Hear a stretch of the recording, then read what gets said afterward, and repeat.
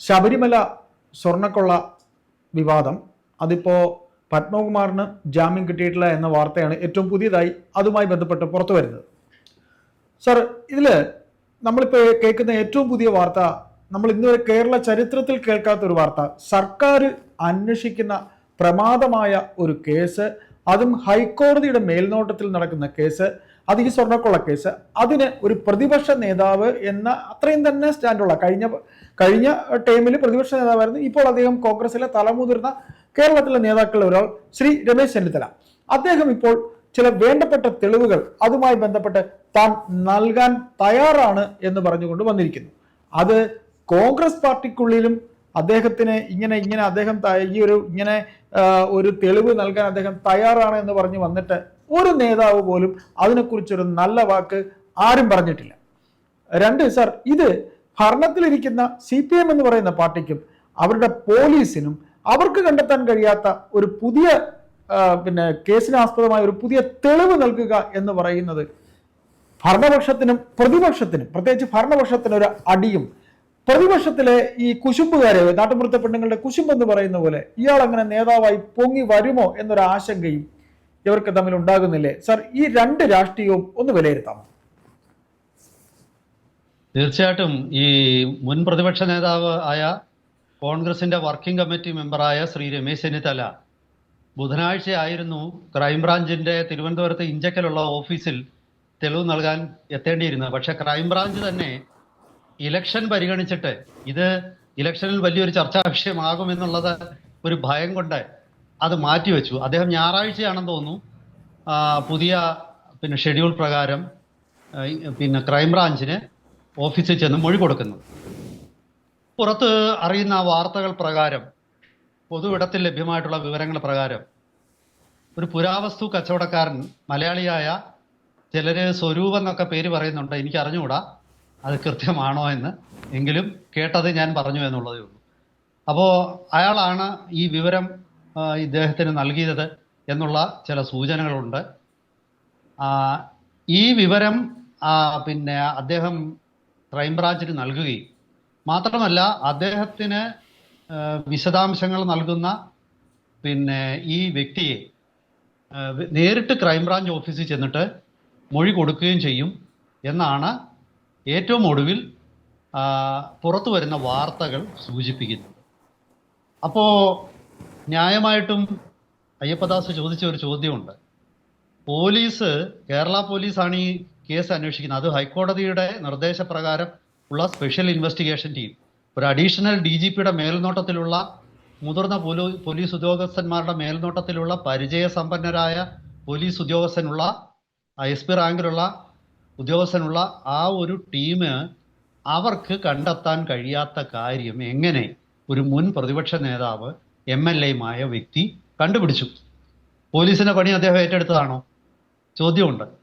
പക്ഷേ അതിലെ ഒരു കാര്യം വ്യക്തമാകുന്നത്, നമ്മുടെ കേരള പോലീസിലുള്ള വിശ്വാസം ജനങ്ങൾക്ക് കുറവാണ്. ഇതുകൊണ്ടാണ് അവർക്ക് വിവരങ്ങൾ പങ്കുവെക്കാൻ സമൂഹം സന്നദ്ധമാകാത്തത് എന്നൊരു സൂചനയാണ് ഇത് നൽകുന്നതെന്നാണ് എനിക്ക് തോന്നുന്നത്.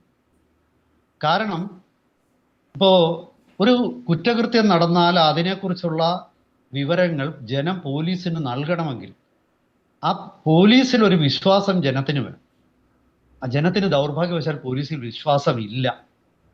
അതാണ് ഇത് സൂചിപ്പിക്കുന്ന ആദ്യത്തെ അതിൻ്റെ ഒരു പ്രത്യാഘാതം. പിന്നെ അടുത്തത്, അയ്യപ്പദാസ് ചോദിച്ചതുപോലെ എന്തുകൊണ്ട് ശ്രീ ചെന്നിത്തലയെ സപ്പോർട്ട് ചെയ്യാനായിട്ട് കോൺഗ്രസിൽ നിന്നും മറ്റ് നേതാക്കന്മാരൊന്നും എത്തുന്നില്ല?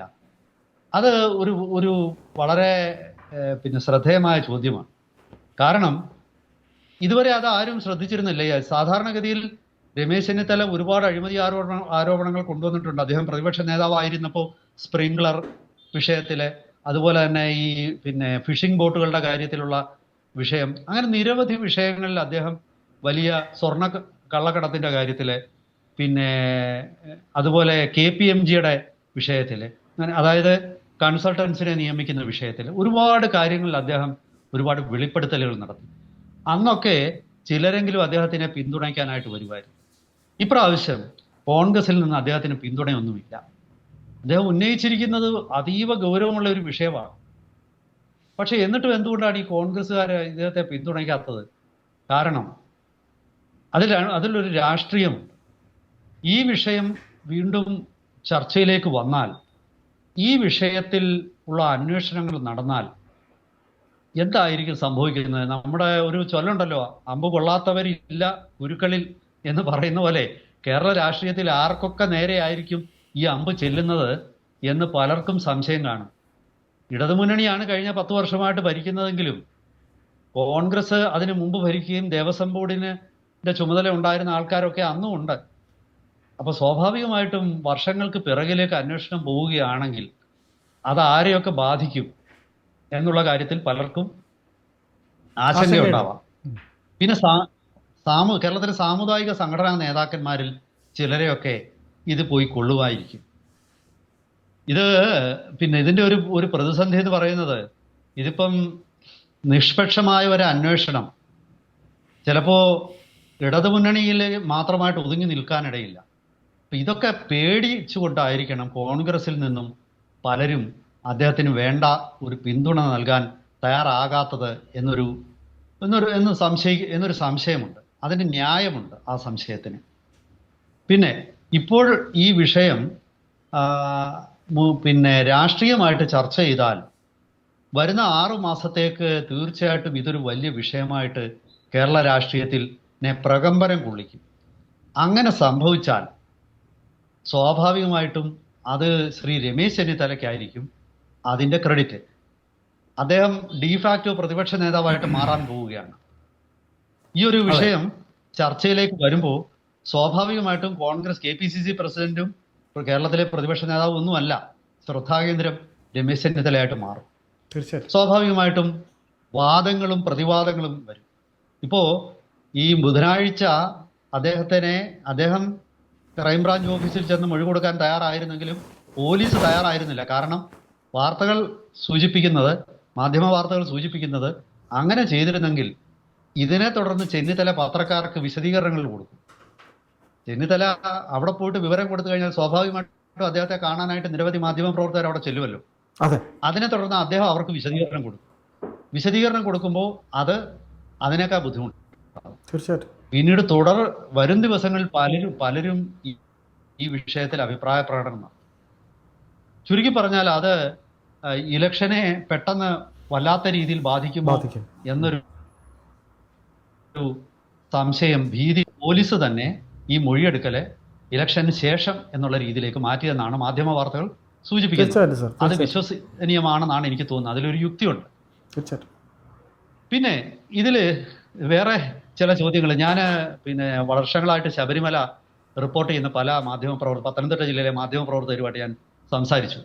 അപ്പോൾ ചിലരെങ്കിലും എന്നോട് സംശയം പ്രകടിപ്പിച്ചു, ഈ ശബരിമലയിലെ യഥാർത്ഥത്തിൽ പുരാവസ്തു എന്നൊന്ന് ഉണ്ടോ?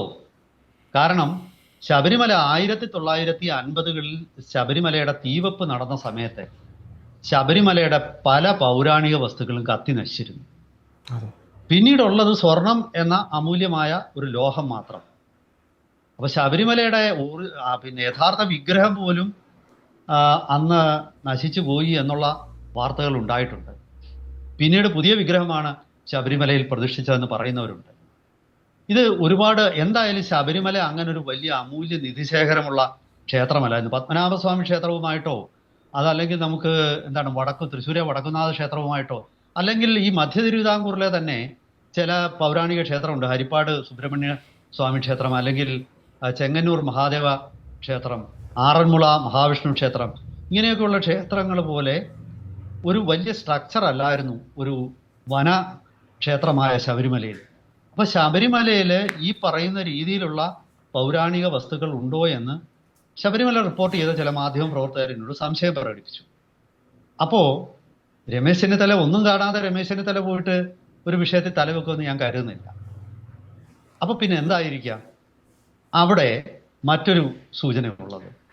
ഈ ദേവസ്വം ബോർഡിലെ പ്രസിഡന്റും ദേവസ്വം മന്ത്രിയും അതുമായിട്ട് ബന്ധപ്പെട്ട രാഷ്ട്രീയക്കാരും പുരാവസ്തുക്കൾ മറിച്ചു വിറ്റത് ശബരിമല എന്നുള്ളത് ഇപ്പോൾ ജനശ്രദ്ധ കിട്ടാൻ വേണ്ടി പറഞ്ഞതാണെങ്കിലും അത് ശബരിമലയുടെ മാത്രമാകണമെന്നില്ല. കേരളത്തിലെ നിരവധി ക്ഷേത്രങ്ങളിലെ പുരാവസ്തുക്കൾ മറിച്ചു വിൽക്കുന്ന ഒരു വലിയ ഗൂഢസംഘം ഒരുപക്ഷെ കേരളത്തിലെ ദേവസ്വം ഡിപ്പാർട്ട്മെന്റുമായിട്ടും ദേവസ്വം ബോർഡുമായിട്ടും ഒക്കെ ബന്ധപ്പെട്ട് പ്രവർത്തിച്ചിട്ടുണ്ടാവണം. ഒരുപക്ഷെ ശ്രീ രമേശ് ചെന്നിത്തല ഈ ഒരു വലിയ ശൃംഖലയെക്കുറിച്ച് ആയിരിക്കണം പറയാൻ പോകുന്നത്. ഊഹാപോഹമാണ്, എനിക്ക് ഉറപ്പൊന്നുമില്ല. കാരണം ശബരിമല ക്ഷേത്രത്തിൽ മാത്രമായിട്ട് അങ്ങനെ അത്ര വലിയ ഒരു പതിനെയാണ് അവിടെ പിന്നെ ഒരു 2-3 ദശകങ്ങളായിട്ട് റിപ്പോർട്ട് ചെയ്യുന്ന മാധ്യമപ്രവർത്തകരെ എനിക്കറിയാം. അപ്പൊ അവരൊക്കെ പറയുന്നത് ഈ ഇത്ര വലിയ ഒരു പുരാവസ്തു ശബരിമലയിലില്ല. പിന്നെ ശബരിമലയിൽ തീർച്ചയായിട്ടും ഉള്ളത് സ്വർണ്ണപ്പാളികളും പല ആൾക്കാരും കൊടുക്കുന്ന ശബരിമലയ്ക്കുള്ളത് വലിയ വരുമാനമാണ്. ഇപ്പൊ പത്മനാഭസ്വാമി ക്ഷേത്രത്തിന് വരുമാനമല്ല ഉള്ളത്, പൗരാണികതയാണ്. അത് നൂറ്റാണ്ടുകളായിട്ട് മഹാരാജാക്കന്മാർ ഉൾപ്പെടെയുള്ളവർ നൽകിയ പിന്നെ സ്വർണ്ണാഭരണങ്ങൾ, ആ ആഭരണങ്ങളുടെ മൂല്യം മാത്രമല്ല അതിന്റെ പുരാവസ്തു മൂല്യം, ഇതെല്ലാം തന്നെ ശബരിമലയിലുണ്ട്. പക്ഷേ അപ്പുറത്ത് പത്മനാഭസ്വാമി ക്ഷേത്രത്തിലുണ്ട്. ശബരിമലയ്ക്ക് അതല്ല. ശബരിമലയുടെ വിശ്വാസം, ആ വിശ്വാസം മൂലം എല്ലാ വർഷവും കൊണ്ടുവരുന്ന കാണിക്ക, എന്നോട് അവിടെ റിപ്പോർട്ട് ചെയ്തിട്ടുള്ള പല പത്രക്കാരും പറഞ്ഞത് യഥാർത്ഥത്തിൽ അവിടുത്തെ കാണിക്കവഞ്ചിയിൽ വീഴുന്നത് കോടിക്കണക്കിന് രൂപയുടെ സ്വർണ്ണാഭരണമാണ്. ഈ സ്വർണ്ണാഭരണം ഒന്നും പലപ്പോഴും കാണാറില്ല. ഇതൊക്കെ ദേവസ്വം അധികൃതരും രാഷ്ട്രീയക്കാരും ഉൾപ്പെടെ ചേർന്ന് വീതം വെച്ച് എടുക്കുകയാണെന്ന് ഒരാരോപണം ഉയർന്നാൽ അതിനെ നിഷേധിക്കാൻ അങ്ങനെ ഒറ്റയടിക്ക് പറ്റില്ല. അന്വേഷണം പോയാൽ പലയിടത്തേക്കും അതൊക്കെ വിരലുകൾ നീളും. അതുപോലെ തന്നെ ഓഡിറ്റിംഗ് കൃത്യമായിട്ട് ദേവസ്വം ബോർഡിന് ഓഡിറ്റിംഗ് ഇല്ലല്ലോ. ദേവസ്വം ബോർഡിന് എന്ത് ഓഡിറ്റിംഗ് ആണ്? ഓഡിറ്റിംഗ് ഇല്ല എന്നുള്ളതാണ് ഏറ്റവും വലിയ വിഷയം. അപ്പോ കേരളത്തിലെ പല ക്ഷേത്രങ്ങളിലും പൗരാണിക ക്ഷേത്രങ്ങളിലും ഉള്ള പിന്നെ ഞാൻ കുറച്ചു കൊല്ലം മുമ്പ് ഹരിപ്പാട് ക്ഷേത്രത്തിലെ ഒരു വിളക്ക്, അതെന്തോ ആമയുടെ രൂപത്തിലുള്ള വിളക്ക് എന്തോ ആണ്, അത് വലിയ പിന്നെ നൂറ്റാണ്ടുകൾ പഴക്കമുള്ളതായിരുന്നു എന്നാണ് പറയപ്പെടുന്നത്. അപ്പോൾ അത്തരം പിന്നെ പല വസ്തുക്കളും ഈ അധികം ഭക്തരൊന്നും ചെല്ലാത്ത മധ്യ തിരുവിതാംകൂറിലെ പല കോട്ടയം, ആലപ്പുഴ ജില്ലയുടെ കിഴക്കൻ ഭാഗങ്ങൾ, അതുപോലെ എറണാകുളം ജില്ലയുടെ കിഴക്കൻ ഭാഗങ്ങളിലുള്ള ക്ഷേത്രങ്ങൾ, അതായത് ഈ പിന്നെ കോതമംഗലം തൊട്ട് കിഴക്കോട്ടുള്ള സ്ഥലങ്ങളിലെ, പിന്നെ ഇവിടെയൊക്കെ ഉണ്ട്. പിന്നെ തിരുവനന്തപുരം ജില്ലയിൽ സ്വാഭാവികമായിട്ടും പിന്നെ നമുക്ക് പറയേണ്ടതില്ല, അവിടെ എവിടെ തിരിഞ്ഞു നോക്കിയാലും പുരാവസ്തുക്കൾ തട്ടാതെ ഒരു ക്ഷേത്രത്തിൽ കയറാൻ പറ്റില്ല. അപ്പോ ഇതെല്ലാം വിദേശത്തേക്ക് കടത്തിയിരുന്ന ഒരു ഗൂഢസംഘമാണോ ആയിരുന്നത് എന്നുള്ള ഒരു ചോദ്യമാണ് ഇതിന്റെ പിന്നിലുള്ളത്. അപ്പൊ നമ്മൾ ഉദ്ദേശിക്കാത്തേക്കാൾ വലിയൊരു ഗൂഢാലോചന എന്താണ്, നിങ്ങളുടെ വലയിൽ കിടക്കുന്നതിനേക്കാൾ വലിയൊരു മീനാണ് പുറത്ത്, സ്വർണ്ണക്കുളയിലുണ്ട്, വലയിൽ കിടക്കുന്നതിനേക്കാൾ വലിയൊരു മീനാണ് നിങ്ങൾ പുറത്ത് കറങ്ങി നടക്കുന്നത്. ആ വൻ മീനുകളാണ് ഇപ്പോ പേടിച്ചിരിക്കുന്നത്. അപ്പൊ അയ്യപ്പദാസ് ചോദിച്ചതുപോലെ സ്വാഭാവികമായിട്ടും ഇത്തരം ആരിലേക്കൊക്കെ ഇത് എത്തിച്ചേരും എന്നുള്ള ഒരു ഭയവും, കേരളത്തിന്റെ രാഷ്ട്രീയത്തെ ഇത് മാറ്റിമറിക്കാം. കേരളത്തിന്റെ ഇത് ഒരുപക്ഷെ ആത്യന്തികമായിട്ട് രാഷ്ട്രീയത്തെ തന്നെ, കേരളത്തിലെ രാഷ്ട്രീയത്തെ മാറ്റിമറി. ഇങ്ങനെ ഒരുപാട് പേടികളാണ് ഒരുപക്ഷെ കോൺഗ്രസിലെ സഹപ്രവർത്തകരെ അദ്ദേഹത്തിനെ പിന്തുണയ്ക്കുന്നതിൽ നിന്നും തടയുന്നതെന്നാണ് എനിക്ക് തോന്നുന്നത്. നമ്മുടെ സമയം അവസാനിച്ചിരിക്കുകയാണ്. അപ്പോ